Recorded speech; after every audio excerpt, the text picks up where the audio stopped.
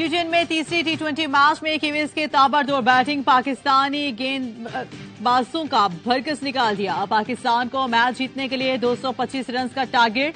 पाकिस्तान के पास गलती की कोई गुंजाइश नहीं। हालात कुछ भी हों, सीरीज में रहने के लिए मैच जीतना ही होगा।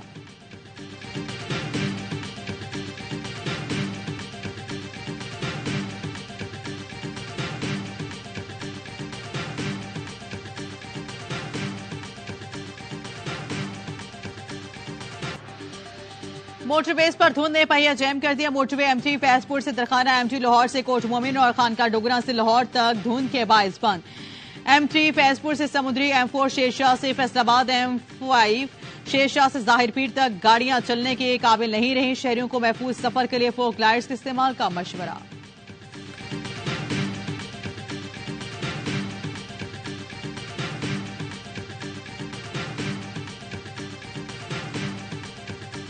ईरान की जानिब से पाकिस्तानी फजाई हदूद की खिलाफ वर्जी पर ईरानी नाज़िम दफ्तर खारिजा तलब। पाकिस्तानी फजाई हदूद की खिलाफ वर्जी पर शदीद एहतजाज।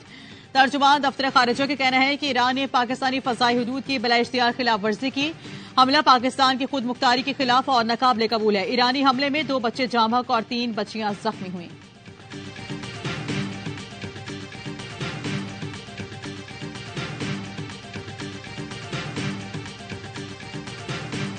हमारे बहुत ज्यादा गिले शिकवे हैं, सुप्रीम कोर्ट से गिले शिकवे हैं। हमारा किसी भी जज से कोई पर्सनल बायस का इशू नहीं। सुप्रीम कोर्ट के सारे जजेस को हम बराबर समझते और तवक्को रखते थे कि इंसाफ करेंगे हमारे साथ।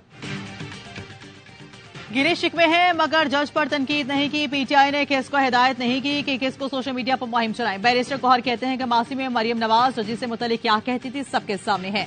मरियम नवाज को जिन लोगों की सपोर्ट है वो हट जाएं तो एक नशिस्त भी ना मिले।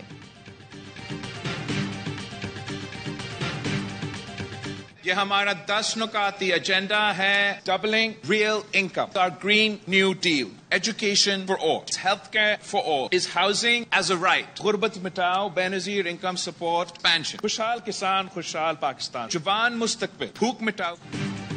बिलावल भुट्टो ने 10 निकाती मुआशी मुआहदे का ऐलान कर दिया। वसीले तालीम, वसीले रोजगार, सेहत, मजदूर कार्ड लॉन्च करेंगे। बजट इस्लामाबाद और कराची की ब्यूरोक्रेसी नहीं बनाएगी। बिलावल भुट्टो कहते हैं कि मानिए पीटीआई और शहबाज शरीफ ने अपने हलकों में क्या काम किए।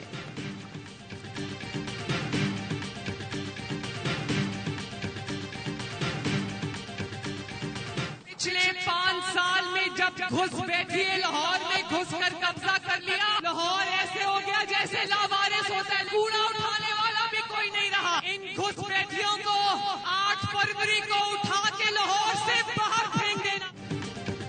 घुसपैठियों ने लाहौर पर कब्जा किया तो शहर लावारिस हो गया। लाहौर वालों घुसपैठियों को उठाकर बाहर फेंक देना। मरियम नवाज का शहर में रैलियों से खिताब, कहा 5 साल बाद शहर वापस आएगा, तरक्की का पहिया दोबारा चलेगा।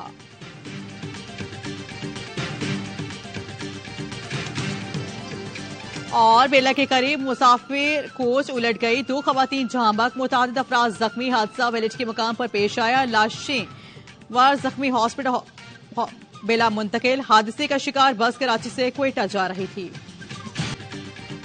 इंतखाबी निशानात की तब्दीली का अमल जारी रहा तो पोलिंग में ताखीर का खदशा पैदा होगा। इलेक्शन कमीशन ने तमाम DROs को इंतखाबी निशान तब्दील करने से रोकने का हुक्म जारी कर दिया। इलामे के मुताबिक बैलेट पेपर्स की छपाई का ऑर्डर दिया जा चुका है। निशान तब्दीली का सिलसिला ना रुका तो मुतल्लिका हलकों में इलेक्शन मुलतवी के अलावा रास्ता नहीं रहेगा। Secretary election commission Umar Hamid का इस्तीफा मंजूर कर लिया गया। डॉक्टर सईद आसिफ हुसैन नए सेक्रेटरी इलेक्शन कमीशन तैनात। Election commissioner Balochistan Ejaz Sohan election commissioner Punjab तैनात। Additional IG Farid Afridi election commissioner Balochistan तैनात। इलेक्शन कमिश्नर पंजाब को DG इलेक्शन विंग तैनात कर दिया गया।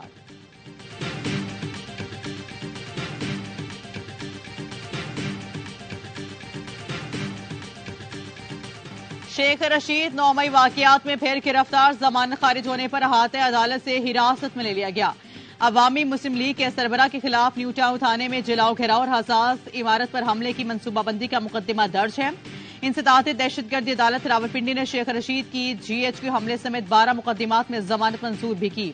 वीडियो पैगाम में कहा, हुक्म हुआ है, जेल जा रहा हूं, मुझे इंसाफ की उम्मीद है, अल्लाह को गवाह बनाकर कहता हूं मैं किसी भी जगह मौजूद नहीं था। जेल से चट्टान की तरह इलेक्शन लड़ेंगे। हमारी लाश ही जेल से आ सकती है, कागजात नामजदगी वापस नहीं आ सकते।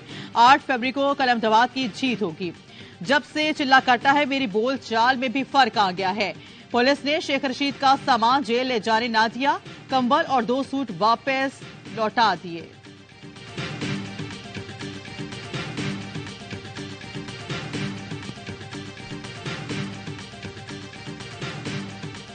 मैंने कभी शेख रशीद की गिरफ्तारी की बात नहीं की। मैंने हमेशा बात की है कि शेख रशीद बाहर हो तो मैं इलेक्शन लड़ूंगा।